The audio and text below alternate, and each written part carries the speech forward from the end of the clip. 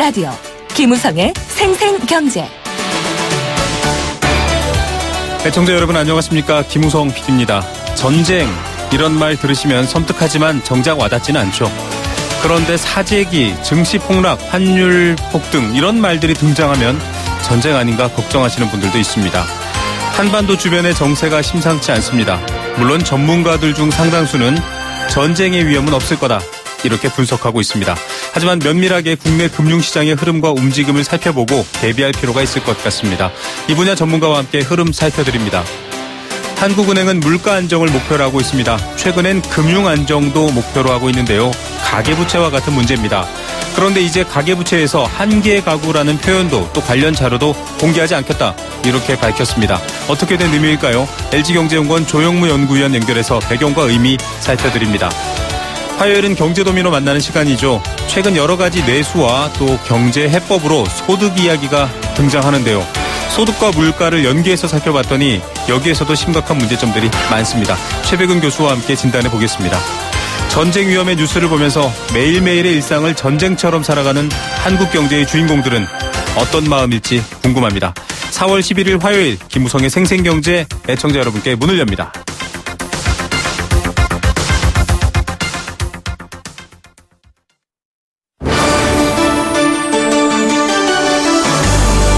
YTN 라디오 김우성의 생생경제.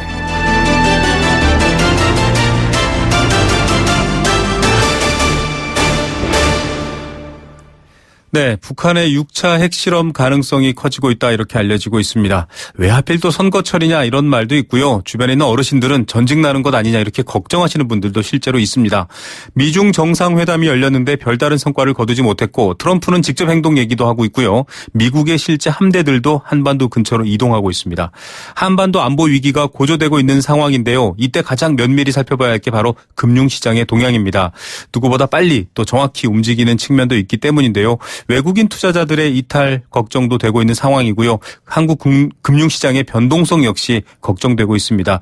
관련해서 우리가 어떻게 봐야 할지 또 주목할 만한 흐름은 없을지에 대해서 한번 살펴드리겠습니다. 하이투자증권 박상현 투자전략팀장 전화로 연결합니다. 팀장님 안녕하십니까? 예, 안녕하십니까? 네, 증시 하락을 여러 가지 이유가 있을 텐데 단순히 이 이유로 연결시키기는 무리겠지만 증시도 조금 파란색으로 변해 있고요. 이 북한 리스크 관련해서도 투자 심리가 위축됐다 이런 말들은 나오고 있습니다. 관련해서 동향 어떻습니까? 예, 말씀하신 대로 지금 국내 금융시장은 트리플 약세로 대변될 수 있을 것 같습니다. 결국 주가, 채권 가격, 또 원화 가치가 이제 전반적으로 동반 하락 중인 상황들이고요. 특히 이제 주식시장에는 외국인이 오늘까지 7영업일 연속 지금 순매도를 좀 하고 있어서 전체적으로 좀 자금 이탈에 대한 우려가 커지고 있는 상황들이고요. 이에 따라서 원달러 환율도 1110원까지 하락했던 것이 지금 1150원까지 올라온 상황들이고요. 특히 국내 어떤 위험도를 보여주는 국내 CDS 프리미엄 자체가 이틀 동안 급등하면서 현재 수준 자체가 지난해 사드 배치가 공식화된 지난해 6월 이후 사실 제일 높은 수준까지 사실 올라온 상황입니다. 전반적으로 금융시장 자체의 좀 불안감이 좀 높아진 상황입니다. 네, 트리플 악재 얘기도 해주셨고요. 또 한국 금융시장이 불안감을 느끼는 지수 측면에서도 유의미한 변화다라고 얘기해 주셨는데 사실 새삼스러운 일은 아닌 게 이 한반도 주변으로 늘 이런 안보 위기가 발생했기 때문에 좀 그간에는 지정학적 리스크라는 말이 통용되다가 최근엔 또 지정학적 리스크가 안 먹힌다 이런 말들도 있었거든요. 지금 상황은 어떻습니까? 좀 심각하다고 봐야 하나요? 예, 말씀하신 대로 사실 국내 금융시장에서는 이제 북한발 지정학적 리스크 자체는 사실 단기간 악재로 이제 소멸되는 이러한 어떤 패턴을 사실 좀 보여왔습니다. 그래서 이번에도 그 정도의 수준이 아닐까라는 쪽에 좀 생각도 해볼 수 있는 상황이지만 이번 경우 조금 이제 상황이 다르다고 생각하는 것들이 아무래도 트럼프 대통령의 어떤 불확실성인 것 같습니다. 결국 미중 정상회담을 앞두고 시리아에 미사일 공격을 하듯이 조금 트럼프 대통령의 행보 자체에 대해서 저희가 조금 판단하기가 좀 어려운 이러한 상황들이기 때문에 이러한 이유 때문에 좀 94년 북한 핵 이후 가장 좀 상황이 안 좋은 국면이 아닌가 좀 보고 있습니다. 예, 그러면 지금 외국인들의 매도세가 계속 이어지는 측면도 앞서 말씀해 주셨는데 이 외국인들이 계속 돈을 빼가고 있는 것도 역시 이 지정학적 리스크에 대한 위험 요소로 봐야 됩니까, 원인을? 꼭 지정학적 마크로 사실 뭐 연결되기는 사실 좀 어려운 부분도 있습니다. 사실 뭐 최근에 보면은 글로벌 금융시장 특히 이제 주식시장이 조금은 좀 단기 조정 흐름을 좀 보이고 있기 때문에 네. 국내에서도 사실 그러한 차원에서 외국인 자금이 좀 차익 실현이 나올 수 있는 시점이었는데 그와 더불어서 이제 좀 지정학적 리스크 자체가 조금 부각이 된 부분 자체가 같이 맞물려서 네. 주식시장에서 자금들이 조금 이탈하는 모습이 좀 강하게 나오고 있는 것 같습니다. 예, 이탈의 원인을 단정할 수는 없지만 이런 분위기들 지금 94년 이후로는 좀 가장 심각하다라는 느낌을 주는데요. 이게 걱정되는 게 왜냐면은 흔히 이제 속칭 찌라시라고 하는데요. 관련 여러 가지 정보들이 계속 돌면서 불안을 더해가고 있습니다. 외국계 기업들이 빠져나가고 있다. 심지어는 북한을 폭격한다더라. 이런 얘기까지 지금 관련해서 돌고 있는데요. 이런 소문들 저희가 어떻게 좀 걸러서 들어야 하나요? 예, 이거는 최근에 많이들 얘기했지만 사실 근거가 사실 없는 부분들이고요. 특히 네. 소위 말하는 가짜 뉴스 부분도 상당히 좀 많은 사항들이고 네. 하기 때문에 사실 저희가 너무 그 북한 뉴스에 일희일비하면서 대응하기에는 조금 좀 위험한 부분들이 있는 것 같습니다. 네네. 상황 자체가 여러 가지 면에서 선제 타격론이라든지 폭격 가능성 자체에 배제할 수는 없지만 아직 미중 간의 어떤 협상 채널도 남아 있는 상황들이고 또 최근에 어저께는 사실 중국 국자회담 담당자가 한국 와서 사실 협상도 하고 하는 이런 네. 상황이라고 본다면 지나치게 너무 전쟁 공포감에 좀 빠지는 부분도 좀 경계를 해야 되지 않을까라는 쪽에 좀 생각을 갖고 있습니다. 예, 단기적 뉴스 하나하나를 가지고 전체를 판단하지 말아야 된다. 이런 지적 말씀을 해주셨는데요. 일단은 금융시장의 변동성, 지금의 이 물리적인 위기들, 칼빈슨호가 전개되고 있거나 여러 가지 북한 관련해서 무력 충돌에 대한 가능성 얘기가 나오고 있다라고 한다면 이 변동성, 이 불안감 계속 좀 이어진다고 봐야 되나요? 어떻게 전망하십니까? 예, 지금 진영적 불안감은 당분간 좀 이어질 가능성은 좀 있는 것 같습니다. 특히 이제 북한의 중요한 어떤 행사인 15일날 김일성 주석이 태어난 태양절이 사실 15일로 좀 예정되어 있기 때문에 네네. 이전에 북한의 패턴을 보게 되면 중요 행사가 있을 때마다 핵실험이라든지 미사일 발사를 좀 했다는 측면에서 보면 네. 15일 이 태양절을 앞두고 추가적인 어떤 도발이라든지 이 가능성 자체를 좀 배제할 수는 없는 그런 상황들이기 때문에 네네. 금융시장의 변동성 자체는 조금 어떤 북한발 뉴스에 따라서 조금 큰 변동성이 나타날 가능성은 조금 잠재해 있다고 좀 봐야 될 것 같습니다. 예. 생생경제 듣고 계시는 많은 애청자분들께서도 자주 들어보신 말일 텐데요. 불확실성. 이게 어떻게 될지 모르는 이런 불안한 상황이 경제에서 가장 안 좋다 이런 얘기를 해드리면서 부연 설명을 해드리고요.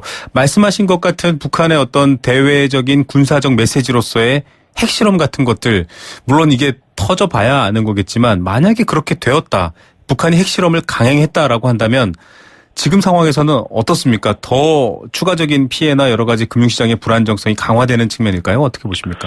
예, 최근 상황으로 봐서는 만약 북한이 6차 핵실험을 만약 진짜 했다고 한다면 네네.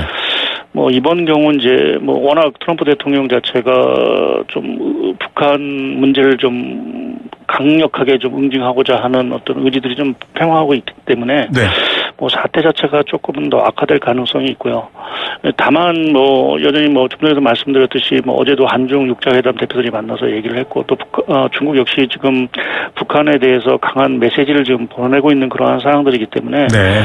북한이 추가적인 도발 그 가능성 자체는 사실 저희가 어떻게 얘기할 수는 없는 부분들이고요. 맞습니다. 예, 좀 지켜보면서 좀 상황을 좀 대응을 해야 되지 않을까 좀 보고 있습니다. 예, 여러 가지 노력으로 지금 이런 사태가 도래하지 않았으면 하는 바람이고요. 또 도래한다고 해도 지금 상황에서 어떻게 더 구체적으로 피해가 있다라고 지금 예측하기는 또 섣부른 면도 있는데 환율을 좀 봐야 될 것 같습니다. 앞서 1110원대까지 떨어졌다가 지금은 1146원 정도 표시가 되고 있는데 어떻게 보십니까? 지금 사실은 이 환율의 변화는 금리 관련해서도 예의주시하고 있거든요. 예. 그 환율은 최근에 환율이 오는 건 사실 지정학적 리스크를 무시할 수는 없고요. 또 공교롭게 4월 달에 지금 배당금들이 나가는 시기입니다. 그래서 달러 수요 자체도 사실 좀 많은 시기에서 맞물리면서 원달러 환율 자체가 조금은 좀 반등을 했고요. 네. 근데 이제 원달러 환율 자체가 지금 만약 추가적인 도발이 있다고 한다면 네.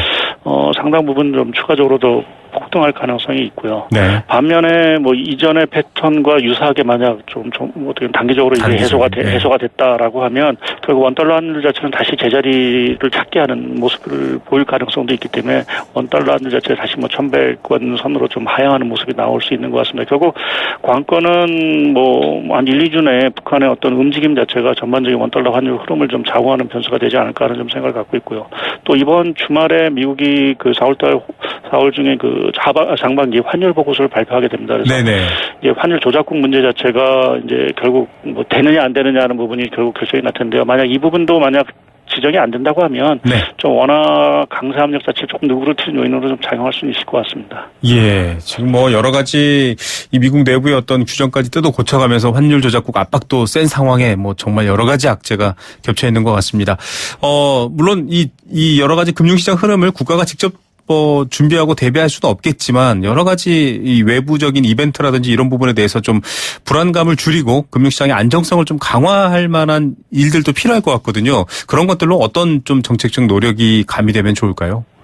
예, 일단 뭐 지금 뭐 언론 보도도 그렇고 정부가 조금 그 전쟁설에 대해서 조금은 좀 안도를 할 수 있는 좀 뭐랄까요, 좀 신뢰 있는 뉴스들을 좀 제공을 하는 것들이 일단은 단기적으로 좀 필요해 볼 것 같고요. 네. 너무 지나치게 어떤 SNS상에 돌고 있는 어떤 설에 근거해서 사실 시장 자체가 움직이면 사실 뭐 등락폭 자체가 상당히 커질 수 있는 부분들이기 때문에 뭐 정부 금융당국 입장에서는 뭐 그러한 어떤 가짜뉴스 이러한 부분을 좀 할 수 있는 네. 또 아니면 또 충분한 어떤 정보를 좀 제공하는 이러한 방안을 좀 단기적으로는 추진해야 될 것 같고요. 이제 대선 이후에는 아무래도 좀 그동안 사실 정책 공백이라는 부분 자체가 특히 이제 뭐 외교적으로 봤을 때 대미 관계라든지 네. 대중 관계에서 상당히 좀 단절 현상들이 있었는데요. 뭐 조기에 빨리 그 대미 채널이라든지 또 그동안 좀 사드 문제 들어 소원해진 뭐 대중 채널 이러한 부분을 빨리 좀 복구하려는 좀 의지가 좀 필요하지 않을까 하는 좀 생각이 듭니다. 대외 채널에 대한 복구 그리고 대내적으로는 좀 명확한 좀 안심시킬 수 있는 그런 뉴스도 필요할 것 같고요. 지금 투자하시는 분들은 무슨 안보주, 북핵주 이렇게 해서 또 관련 뭐 좋게 말하면 테마주고 나쁘게 말하면 뭔가 의도성 있는 이런 투자들 흐름도 있다고 하거든요. 이런 것들은 지금 좀 위험하겠죠? 어떻습니까? 예, 뭐 항상 저희가 뭐 경험을 했지만 사실 테마주라는 것 자체가 사실 좀 항상 그 뉴스에 따라서 등락을 할 수 있는 부분들이 있고요. 뭐 사실 특히 이제 전쟁 관련주 뭐 이런 것들은 사실 더더욱 어떻게 보면 말이 좀 안 될 수밖에 없는 테마주일 수 있는 부분들이기 때문에 그러한 어떤 투자는 사실 좀 자제할 필요가 있지 않을까 하는 좀 생각을 갖고 있고 뭐 아무래도 계속해서 조금 뭐 북한의 어떤 움직임 또 주변국의 어떤 전반적인 어떤 지금 움직임들을 좀 예의주시하면서 당분간은 좀 보수적으로 좀 투자 흐름을 좀 갖고 가는 것들이 맞지 않을까 하는 생각을 갖고 있습니다. 네, 공신력 있는 정보원 그리고 또 신중하고 아주 보수적인 그런 투자 판단이 중요한 시기인 것 같습니다. 오늘 말씀 감사드립니다. 예, 감사합니다. 하이투자증권 박상현 투자전략팀장이었습니다. YTN 라디오 김우성의 생생경제. 네, 함께 느끼는 우리 경제 공감사전입니다. 여러분과 함께 경제 뉴스 또 인터뷰에 등장한 다양한 이야기들 나눠보는 코너입니다. 단문 50원, 장문 100원에 정보 이용료 부과되는 샵 0945번 문자로 참여할 수 있습니다. 오늘 경제 공감사전에서는 부채 이야기를 좀 드릴까 합니다. 남에게 진 빚을 부채라고 합니다. 채무와 부채가 다르다 이런 얘기도 앞서 인터뷰에서 한번 해드린 적이 있죠. 당장 갚아야 할 돈은 채무인데요. 언젠가는 써야 될 수밖에 없는 돈을 부채라고 합니다. 가계부채가 1344조 원으로 이 부채 즉 빚이 없는 사람이 없을 만큼 많은 사람들이 빚을 안고 있습니다. 단순히 빚이 있다라는 게 문제가 아니라 이제 내가 벌어들여서 그 빚을 감당할 수 있는 여력이 없어진다라는 게 문제입니다. 그런 가구를 한계 가구라고 쉽게 표현을 하기로 했는데요. 가계부채 관리에서 중요한 지표로 쓰였고 또 위험을 나타내는 요소였습니다. 그런데 한국은행이 이제 한계 가구라는 표현을 쓰지 않고 관련 통계도 내지 않겠다라고 했습니다. 대신 좀 다른 것들을 개발해서 측정한다라고 했는데요. 살펴보면 한계 가구가 그렇게 다른가 이런 의문도 있습니다. 이어지는 두 번째 인터뷰에서 이 문제 상세하게 다룰 테니까요. 그때까지도 생생경제 YTN 라디오 계속 들어주시기 바랍니다. 여러분들은 부채 어떻게 생각하십니까? 미래에 필요한 일들을 미리 당겨 쓰는 것 하지만 또 현재에서도 중요한 문제이기도 하고요. 여러분들의 생각도 함께 나누겠습니다.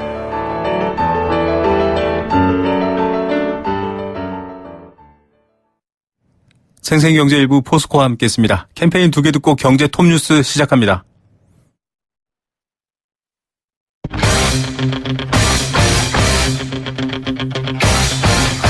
지금 가장 뜨거운 경제 소식. 경제 톱 뉴스. 네, 이 시각 주요 경제 뉴스입니다. 술집, 사람들이 모여드는 곳인데요. 이런 술집들이 1년에 3,600곳이나 줄고 있습니다. 어떤 내막일까요?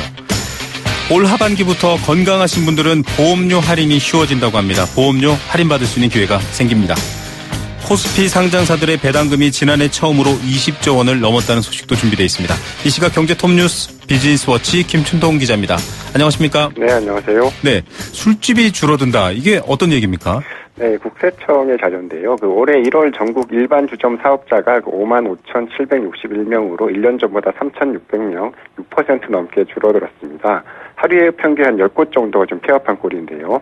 일반 주점 사업자는 2015년 말까지만 해도 6만 명을 웃돌았는데 매달 감소하면서 1년 만에 5만 명대 중반으로 좀 떨어진 겁니다. 시도별로 보면 울산이 10.9%나 줄면서 감소폭이 가장 컸고 인천과 서울 등이 특별시와 광역시에서 이 감소세가 좀 두드러졌다고 합니다. 예, 술집 그러면 보통 뭐 회식하고 사람들 모이고 이런 데인데 없어진 이유가 뭔가요? 아무래도 일단은 불경기 영향이 가장 큽니다. 울산 사례를 봐도 그렇고요. 실제로 이 통계청의 자료를 보니까 이 매출을 바탕으로 계산되는 이 주점업의 서비스업 생산이 2014년 7월 이후에 지금까지 딱 한 달만 빼고 매달 마이너스 성장을 좀 거듭하고 있습니다. 2010년 서비스업 생산을 100으로 봤을 때 올해 2월 주점업의 서비스업 생산이 70.5에 그치면서 2000년 1월에 통계를 내기 시작한 이후에 가장 낮았는데 2010년에 비해서 주점 업종의 매출 등이 30% 가까이 줄었다. 이렇게 보시면 될 것 같습니다. 최근에 집에서 혼자서 술을 마시는 혼술족, 또 홈술족이 또 늘고 있고요. 네. 2차 문화가 좀 사라지는 등의 음주 문화가 바뀐 영향도 좀 있는 것으로 풀이되고 있습니다. 예, 경기도 안 좋고 사람도 안 모이고 이런 거군요. 올 하반기부터 건강한 분들은 보험료 할인이 쉬워진다고요? 네, 금융감독원이 오는 7월부터 이 건강인 할인 특약 가입을 위한 건강검진과 또 특약 신청 절차를 좀 간소화합니다. 네. 건강인 할인 특약은 종신보험이나 정기보험 등의 등 사망을 보장하는 상품에 가입할 때 이 건강관리를 잘하는 고객의 보험료를 좀 할인해주는 제도인데요. 보통 흡연 유무, 또 혈압, 체질량 지수 등 이 세 가지 조건을 충족하면 가입을 할 수가 있습니다. 특약에 가입하려면 이 별도로 건강검진을 받아야 하는데 이 가입 절차가 좀 번거로웠는데요. 이 금감원은 이에 따라서 진단계약의 경우에 현행 2번인 검진 횟수를 1번으로 줄이고 특약을 위한 검진인 경우에는 이 건강인 충족 여부를 확인하기 위한 항목만 좀 체크를 하도록 했습니다. 예, 보험이 위험에 대한 대비니까 건강하신 분들은 할인받는 게 상식적인 것 같기도 한데 이런 건 좀 많이 알려져야 되지 않나요? 네, 맞습니다. 그래서 안내도 좀 강화하기로 했는데 이 건강인 할인 특약 가입에 하면 할인 혜택이 좀 꽤 됩니다. 네. 평균적으로 남성은 4-5% 정도, 여성은 1-2% 정도 보험료를 할인해 주는데 종신보험 같은 경우에는 최고 할인율이 14.7%에 달한다고 합니다. 그런대로 실제로 혜택을 받은 경우는 많지 않다고 하는데 2014년부터 2016년 6월까지 신규 가입 건수 중에서 1.6%만 할인 혜택을 받았는데요. 이 절차가 좀 까다로웠던 점도 있지만 보험사들이 좀 제대로 안내를 하지 않았기 때문입니다. 금감원은 이에 따라서 보험에 가입할 때 건강인 할인 특약 이용이 가능하다는 사실, 또 보험료 할인 효과 등에 대한 설명 의무를 더 강화하기로 했습니다. 네, 건강하신 분들은 할인되니까요. 다시 한번 확인해 보시기 바랍니다. 코스피 상장사들의 배당금 지난해 처음으로 20조 원을 넘었네요. 네, 한국거래소가 코스피 시장의 12월 결산법인 725개사를 대상으로 최근 5년간 현금 배당 현황을 좀 분석을 했더니 지난해 현금 배당 금액이 20조 9천억 원을 기록하면서 1년 전보다 9.5%가 늘었습니다. 처음으로 20조 원을 넘어선 건데요. 이 배당금 총액은 2013년 11조 8천억 원에서 2014년 15조 1천억 원, 2015년에는 19조 1천억 원으로 매년 큰 폭으로 좀 늘고 있습니다. 특히 2014년과 15년에는 27% 넘게 급증을 했습니다. 현금 배당을 한 상장사도 계속 늘고 있는데 지난해 522개사를 기록하면서 처음으로 500곳을 넘었습니다. 전체 상장사의 72%가 배당을 준 건데 지난해 전체 현금 배당 법인 522개사 중에서 361개사는 5년 연속으로 좀 현금 배당을 실시한 것으로 그렇게 집계가 됐습니다. 네, 이렇게 액수가 늘었으니까 배당 수익률도 나쁘지 않았겠네요. 네, 코스피 상장사의 지난해 평균 시가 배당률이 보통주 기준으로 1.8%를 기록해서 2년 연속 상승했습니다. 시가 배당률은 이 배당금을 배당 기준일의 주가로 나눈 건데 가령 주가가 1,000원이면 18원의 배당을 줬다는 겁니다. 네. 지난해 평균 시가 배당률은 1년 만기 국고채 수익률을 2년 연속 웃돌았는데요. 업종별로 보면 통신업종이 3.2%로 가장 높았고 전기가스업이 2.86%, 종이목재업이 2.75% 등의 순이었습니다. 주가가 비슷한 수준을 유지했다고 치면 은행 정기예금보다 훨씬 높은 수익을 낸 겁니다. 예, 정말 이쪽 분야에서 또 많은 관심이 몰리겠네요. 부동산 다운 계약서를 신고하면 포상금을 1,000만 원을 준다. 예, 어떤 내용입니까? 네, 이 국토교통부가 이 부동산 실거래가 허위 신고 등에 대한 신고 포상금 금액과 이 또 지급 방법을 담은 이 부동산 거래 신고 등에 관한 법률 개정안 시행령과 시행 규칙을 내일부터 입법 예고합니다. 개정안은 이 부동산 다운 계약 등 이 실거래가 거짓 신고 사실을 신고하는 경우에 이 과태료 부과 금액의 20%를 포상금으로 주고 네. 상한액은 1,000만 원으로 정했는데 과태료 기준은 부동산 실거래가와 신고가액의 차액에 따라서 최대 5%를 부과할 수 있습니다. 가령 이 실거래가가 9억 원인 아파트가 7억 원에 거래되는 이 다운 계약을 신고할 경우에는 이 계약자에게는 실거래가의 5%인 4,500만 원의 과태료가 부과되고요.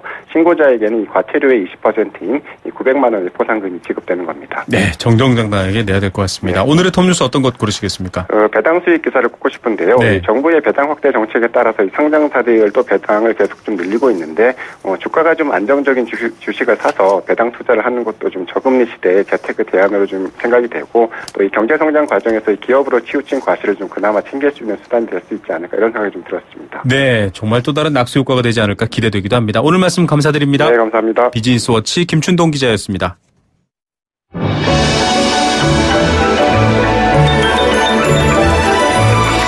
오늘의 경제를 들여다보는 시원한 창. YTN 라디오 김우성의 생생경제 생생 인터뷰.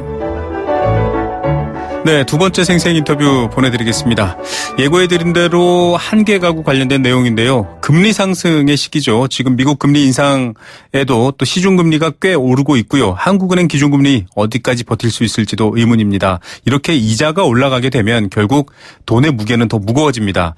서민일수록 더 어려울 수 있고요. 서민이 아니더라도 이 빚을 감당하시는 분들은 부담이 커지게 됩니다. 이제까지 한국은행이 조사했던 자료 한계 가구라는 표현이 있었는데 이 관련된 내용인데요. 이제 통계 자료에서 발표하지 않겠다 이렇게 밝혔습니다. 한계 가구 왜 사라지게 된 걸까요? 또 어떤 의미가 있는 걸까요? 전문가와 함께 이 이야기 들려드리겠습니다. LG경제연구원 조영무 연구위원 전화로 만나봅니다. 박사님 안녕하십니까? 네, 안녕하십니까? 예, 가계부채 문제 다룰 때마다 한계 가구 이야기 나왔었거든요. 100만이다, 120만이다, 이제 150만이다 이렇게 위험을 다루는 문제로 다뤄왔는데 왜 이렇게 분류를 하게 되는 건지 좀 먼저 설명이 필요할 것 같습니다. 예, 우선 한계 가구라고 하는 것은 두 가지 지표를 보게 되는데요. 네. 가계소득 소득 대비 원리금 상환 비율, 흔히 DSR이라고 부르죠. 네. 이 비율이 40%를 넘는가, 또 다른 것은 금융부채가 금융자산보다 많은가, 이러한 두 가지 조건을 모두 다 충족을 하게 되면 한국은행이 그동안 한계 가구로 분류를 해왔습니다. 네. 제가 여기서 한국은행이 분류를 했다라고 말씀을 드린 것은 네. 이러한 한계 가구라고 하는 용어 자체, 이러한 비율을 적용하는 기준을 한국은행이 정했기 때문인데요. 네. 앞서 말씀드렸던 DSR 40% 초과라고 하는 기준은 물론 다른 나라 몇 개, 가령 예를 들어서 미국, 캐나다, 스웨덴 같은 나라들에서도 가계부채 부실화 유임을 점검할 때 쓰기는 하는 지표입니다. 하지만 네. 그것 외에 또 다른 지표인 금융부채가 금융자산보다 많은가라고 하는 조건은 사실상 한국은행이 독립적으로 결정해서 출하한 기준이라고 볼 수가 있겠고요. 네. 이렇게 한국은행이 설정한 두 가지 기준에 부합되는 가구를 한국은행이 집계를 해봤더니 지난해 같은 경우에 150만 가구를 넘었다. 이렇게 발표된 적이 있었죠. 네. 자, 이 150만 가구 또 400조 원에 가까운 이 금액이 바로 한계 가구다. 그만큼 위험하다 이런 얘기일 텐데 한국은행이 오늘 이렇게 밝혔습니다. 한계 가구라는 표현도 쓰지 않겠다. 또 관련해서 해왔던 통계도 발표하지 않겠다. 이렇게 밝혔거든요. 그러면 이 한계 가구라는 게 지금 문제가 있었다. 이렇게 봐도 되는 건가요? 들으시는 분들의 이해를 돕기 위해서 예를 하나 들어볼까 합니다. 네. 어떤 분이 있는데요. 10억 원짜리 주택을 가지고 계시고 예금이 1억 원 있으세요. 네. 근데 대출이 2억 원 있으신데 만기 좀 짧게 잡아서 대출 원리금을 많이 갚으시다 보니까 월 소득이 1,000만 원인데 그중에서 400만 원을 대출 원리금으로 상환 중이신 분이죠. 네. 들어보시면 비싼 집을 가지고 있고 예금도 1억 원이나 있고 월소득도 1,000만 원이나 되는데 네. 이러한 사람이 이러한 집이 부실 가구인가 하시는 생각을 하시게 될 것 같습니다. 맞습니다. 예, 실제로 이러한 생각을 하는 것이 일반적인데 앞서 말씀드린 한국은행의 두 가지 기준에 의하면 금융자산보다 금융부채가 많고 월소득에서 대출 원리금으로 나가는 비중이 40%를 넘다 보니까 네네. 한개 가구로 집계가 되는 거죠. 네. 이러한 비판을 사실은 여러 곳에서 그동안 지속적으로 해왔고요. 네네. 여기에 대해서 한국은행은 이러한 한개 가구 부채 중에서 60% 이상을 소득 상위 40% 계층이 가지고 있기 때문에 한개 가구가 급격하게 부실화될 가능성은 낮다라고 그동안 실제로 이야기를 해왔습니다. 네. 그러면 저희가 여기서 생각을 해봐야 되는 것은 그렇다면 도대체 한개 가구라고 하는 용어가 정확히 의미하는 것이 무엇인가? 우리는 이 가구 수라든가 대출 규모를 왜 측정하고 있는가라는 생각을 다시금 하게 되는 거죠. 네. 결국 국내 가계부채 위험성을 제대로 설명하지 못한다라고 하는 비판이 지속적으로 제기되다 보니까 이제는 더 이상 이러한 용어를 쓰지 않고 관련 통계도 발표하지 않겠다라고 밝히신 것으로 생각이 됩니다. 예. 자, 이 분류 기준에 대해서 애매한 부분들 지금 사례를 들어서 설명했습니다. 사실은 돈을 많이 벌고 여러 가지 자산을 많이 굴리다 보니까 생긴 부채인데 이 한국은행의 기존 분류 방식에 따르면 이분도 한개 가구, 즉 금리가 올라가면 위험에 빠질 수 있다라는 식으로 분류가 돼 있기 때문에 좀 변동이 됐다 이런 부분인데 이렇게 얘기를 하면 그간 사실 지금 60% 이상이 고소득층이 포함되어 있다라고 얘기를 했는데 그간 한개 가구의 증가를 거론하면서 계속 가계부채, 뇌관 위험하다 이런 얘기를 했는데 이렇게 보면 사실 그간 해왔던 얘기로 보면은 가계부채가 위험하다라는 판단도 조금 면밀하지 않았다 이렇게 볼 수 있지 않나요? 어떻게 봐야 합니까? 그렇습니다. 앞서 여러 번의 방송에서 제가 말씀을 드렸던 것이 가계부채를 총량으로 접근하면 안 된다. 네. 역시 비슷한 맥락에서 한개 가구가 140만 가구다, 100만 가구다 이렇게 그냥 숫자로만 집계 하는 것이 큰 의미가 없을 수 있다라고 말씀을 드려왔는데요. 역시 비슷한 맥락입니다. 앞서 말씀드렸던 것처럼 실제로는 별 문제가 되지 않을 수도 있는 계층이 한개 가구에 포함되었을 가능성이 있고요. 네. 또한 실제로는 문제가 될 수 있는 계층인데도 여기에 포함되지 않았을 가능성이 있는 거죠. 가령 예를 들어본다라고 한다면 실물 자산이 전혀 없으시고 여러 금융기관에서 대출을 수억 원 가지고 계신 분이신데 네. 그 대출이 거치 기간 중이어서 이자만 내고 원금은 갚고 있지 않아서 대출 원리금의 상환액이 소득의 40%에 못 미치시는 분들이 있죠. 네네. 이러한 분들은 사실은 굉장히 위험할 수 있는 계층인데도 불구하고 네. 앞서 말씀드렸던 한개 가구라고 하는 정의에 따르면은 역시 위험한 가구로 분류가 되지 않는 거죠. 그렇기 때문에 사실은 가계부채와 관련된 통계는 정확히 측정될 필요가 있는 것으로 보여집니다. 예, 참 지금 얘기만 들어봐도 일상적으로 들으시는 분들도 이거 잘못돼 있었네 하실 것 같습니다. 그만큼 한개 가구가 진짜 한개 가구, 진짜 위험했던 가구가 숨겨지는 그런 부작용까지 생기는 부분인데요. 지금 가계부채에 대한 위험을 바라보는 기준과 개념을 좀 정리하겠다, 정비하겠다 이런 의도로도 보입니다. 한국은행의 이런 밝힘이 그런 내용인데요. 그간의 가계부채에 대해서 이것 외에도 통계 기준도 좀 제각각이고 특히 자영업자를 놓고서는 또 정책자금이나 이런 것들을 놓고서는 좀 기준이 명확하지 않았다고 하더라고요. 좀 난맥상인데 왜 이런 걸까요? 역시 예를 하나 들어드릴까 하는데요. 네. 지금 우리나라 가계부채 문제에 있어서 중요한 뇌관이 자영업자 대출로 계속 지적이 되고 있죠. 네. 근데 똑같은 자영업자인데 사업자 대출을 받은 분이 받은 가계대출은 자영업자 대출에 포함이 되고요. 네. 반면에 사업자 대출을 받지 않은 자영업자가 받은 가계대출은 현재 자영업자 대출 통계에서 제외가 됩니다. 네. 이것은 사실은 일관성에서 보면 굉장히 이상한 부분인 거죠. 네. 그렇다 보니까 현재 공식적인 자영업자 대출은 지난해 말 기준으로 480조 원인데 앞서 말씀드렸던 사업자 대출을 받지 않은 자영업자의 가계대출까지도 포함을 하게 되면 그 규모가 170조 원이나 늘어나서 650조 원에 달하게 됩니다. 네, 또 다른 예는 네. 그 정부의 정책자금인데요. 정부를 통해서 지원되는 농어가 특별자금 같은 정책성 대출 같은 경우에 금융당국의 속보치에서는 가계대출에 포함이 되지만 네. 한국은행 통계에서는 또 가계대출에서 제외가 됩니다. 결국 통계의 일관성이라던가 연속성, 작성 목적에 어느 정도 부합하는가 이러한 것들을 면밀히 따져보고 가계부채 관련 DB를 정비해야 될 때가 아닌가 하고 생각이 됩니다. 예, 지금 해법을 찾으려면 이 환자의 병증을 고치려면 정확한 원인과 대상을 구분해야 되는데 그게 하나도 안 돼 있었다. 이런 느낌까지 들 정도로 지금 좀 여러 가지 변동과 또 개선 사항이 많아 보입니다. 일단 한국은행이 DTA라는 새로운 얘기를 소개했습니다. 뭐 새로운 건 아니고 해외 사례를 비교해서 말한 건데요. 역시 뭐 빚보다 내 자산이 적었을 때에 대한 문제점들 그리고 DSR 40% 적용 그대로 유지해서 고위험 가구를 찾아서 관리하겠다라고 했는데 지금 설명된 것만 보면 과거의 한계 가구와 되게 비슷해 보이기도 하거든요. 이게 좀 달라진 면이 있는 건가요? 조금 더 쉽게 설명을 드리면요. 전에는 금융 자산과 금융 부채의 비율만을 비교를 했는데 네. 이제는 자산을 따질 때 예금과 같은 금융 자산뿐만이 아니라 보유하고 있는 주택이나 토지와 같은 실물 자산까지도 포함을 해서 비율을 따져보겠다라고 하는 겁니다. 네네.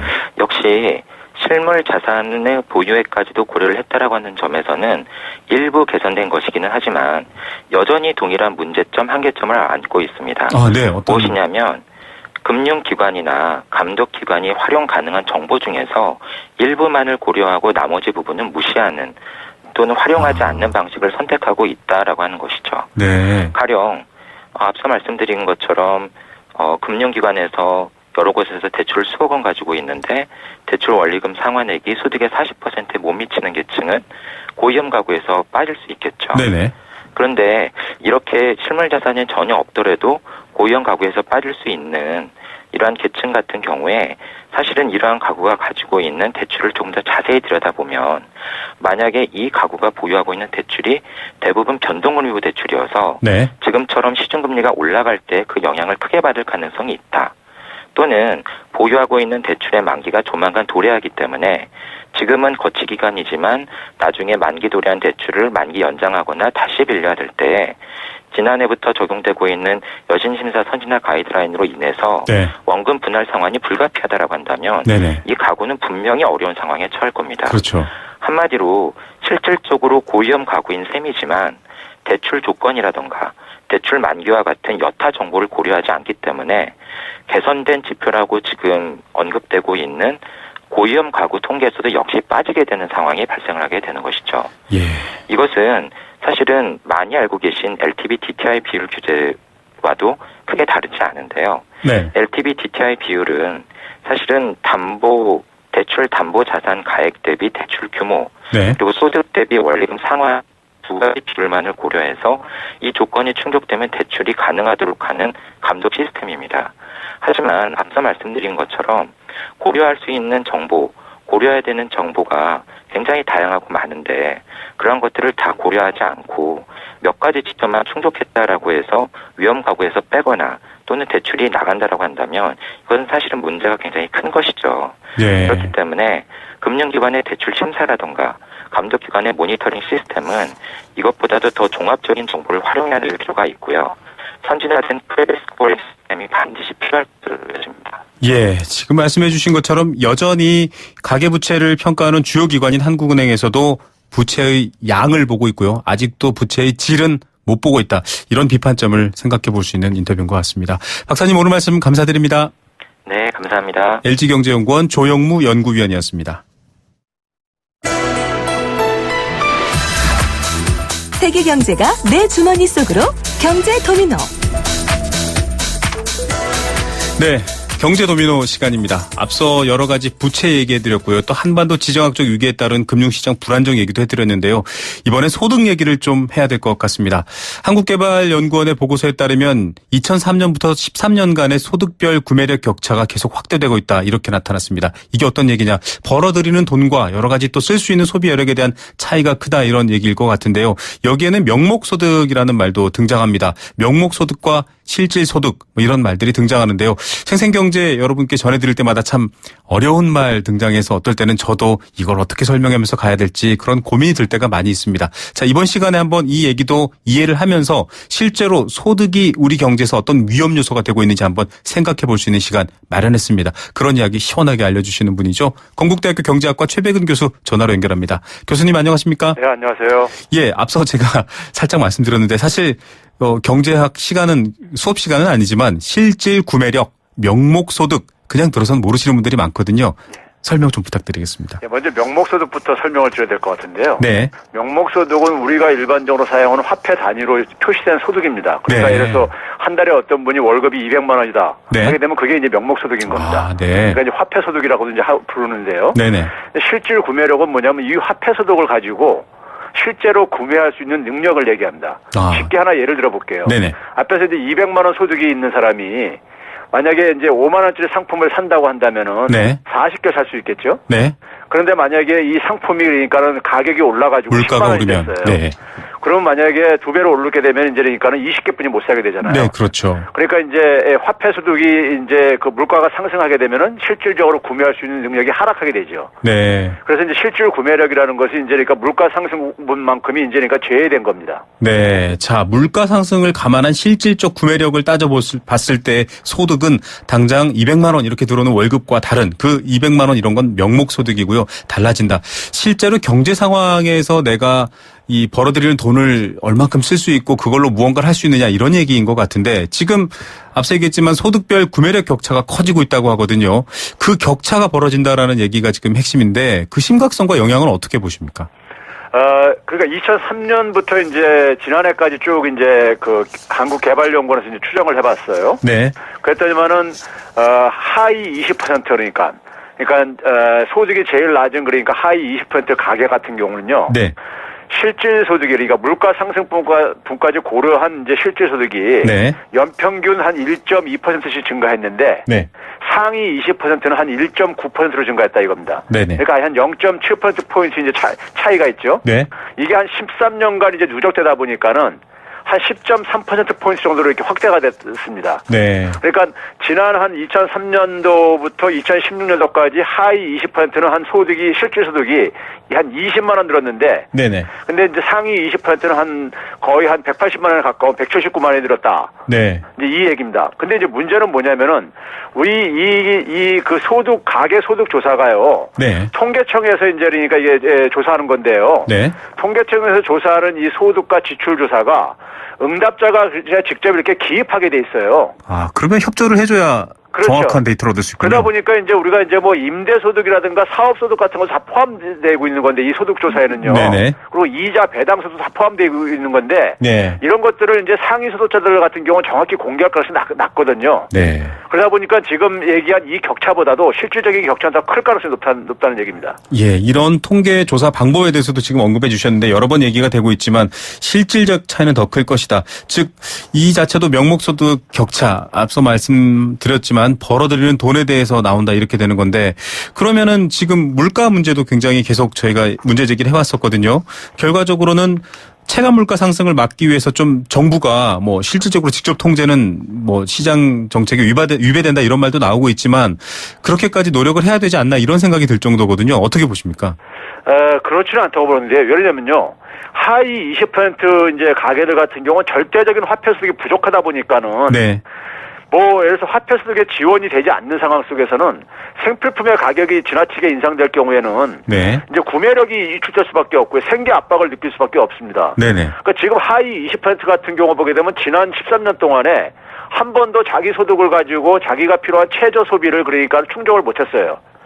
네. 그러니까는 결국은 이제 차입 소비라든가 그러니까 부채를 이제 증가할 수밖에 없는 이런 상황이기 때문에 이들한테는 그러니까 물가 상승의 생필품 같은 경우 물가 인상은 절대적으로 그러니까는 소득이 부족한 상황 속에서 이제 생계 압박으로 오기 때문에 여전히 생필품에 대한 가격 통제는 어느 정도 필요하죠. 예, 이 비교에 대한 얘기보다는 그렇다면은 지금 해법으로 제시되고 있는 것들이 결과적으로는 이 명목소득에 대한 부분들이 지적됐기 때문에 소득 자체를 그러니까 실질적으로 받는 월급 자체를 올려줘야 된다. 이런 해법이 도출되는 건가요? 어떻게 봐야 되죠, 교수님? 그렇습니다. 그러니까 저소득층의 이제 소득 지원 강화가 절대적으로 필요하죠. 네. 그래서 이제 그 한국개발연구원에서도 이제 그러니까는 그 근로빈곤층 이제 소득 지원을 강화하기 위해서 근로장려금 제도라는 게 있습니다. 네. 이게 이제 무슨 제도냐면은 일을 하고 있는데 소득이 적어가지고 생활이 불편한 분들을 위해 가지고 국가가 일정하게 이제 그러니까 장려금을 이제 보조해주는 제도입니다. 네. 근데 이게 지금 너무 이제 사실 미약해요. 예를 들면요.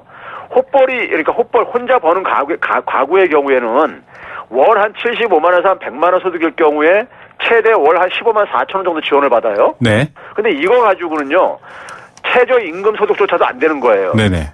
최저임금 소득에 그러니까 되려면 한 월 20만 원 정도 추가 지원이 필요한 한 거고요. 네네. 맞벌이 가구 같은 경우도 그러니까는 한 93만 원 정도 이제 부족한 상황이 오다 보니까는 이게 네. 절대적으로 부족하다는 얘기고요. 그래서 이제 이런 부분들을 해결하려면 이제 결국은 이제 그러니까 우리가 이 저소득층 같은 경우 실질적인 소득을 좀 지원해줄 필요가 있죠. 네. 지금 저희가 앞서 뉴스에서도 등장했지만 뭐 여러 가지 주점업들도 폐업하고 있고 자영업자들도 힘들어지고 있습니다. 결국 소비가 되지 않아서 더 어려워진다라는 얘기인데 그러면 실질적인 소득 불균형을 완화하기 위해서는 일단 저소득층을 타겟으로 해서 소득 개선 정책을 해야 된다. 이 말씀으로 저희가 이해도 될까요? 네. 그래서 지금 이제 이 저소득층에서 특히 이제 우리가 이제 주목하는 부분은 뭐냐면 이제 60대 이상 가구들이요. 네. 많이 이제 증가했어요. 네네. 증가하다 보니까 이들이 대개 이제 은퇴 이후에는 대개 이제 소득이 없잖아요. 그렇죠. 근로소득을 이제 되게 없다 보니까는 이들이 이제 그러니까 결국은 이제 그러니까는 이 저소득층의 이제 그러니까 이 소득 감소에 이제 한 요인으로 작용을 하고 있고요. 또 하나는 이제 그러니까 그동안에 지난 한 10몇 년 동안에 시장 개방 확대라든가 기술 진보 등이 이루어지면서 상위 소득층한테는 유리하게 작용한 반면에 하위 20% 가게는 이제 불리하게 작용했거든요. 네. 그래서 이런 부분을 개선하려면은 이제 결국 고령층에게 이제 그러니까 보다 내 직업 알선이라든가 네. 아니면 그다음에 제가 여러 번 제시했지만 저소득층한테 좀 자활 지원을 해서 정책 금융을 지원한다든가 네네. 뭐 최근에 이제 대선 후보들이 이제 뭐 예를 들면 이제 뭐 청년, 노인, 장애인들한테 이제 좀 이제 기본소득 제공이라든가 네. 아니면 국민연금 좀 최저연금액을 좀 보장해 준다든가 아니면 국민 기초생활 보장 혜택을 차상위 계층까지 좀 확대할 필요가 있다든가 이런 논의들이 지금 이루어지고 있는 것도 네. 이런 배경들이죠. 예. 어디서 문제점을 봐야 되는지 이 소득 격차에 있어서 특히 저소득층의 문제들을 살펴봐야 된다. 이런 관점에서 오늘 한번 얘기를 여쭤봤습니다. 교수님 오늘 말씀 감사드립니다. 네, 감사합니다. 건국대학교 경제학과 최백은 교수였습니다. 생생경제 포스코와 함께했습니다. 내일 오후 3시 10분에 다시 돌아오겠습니다.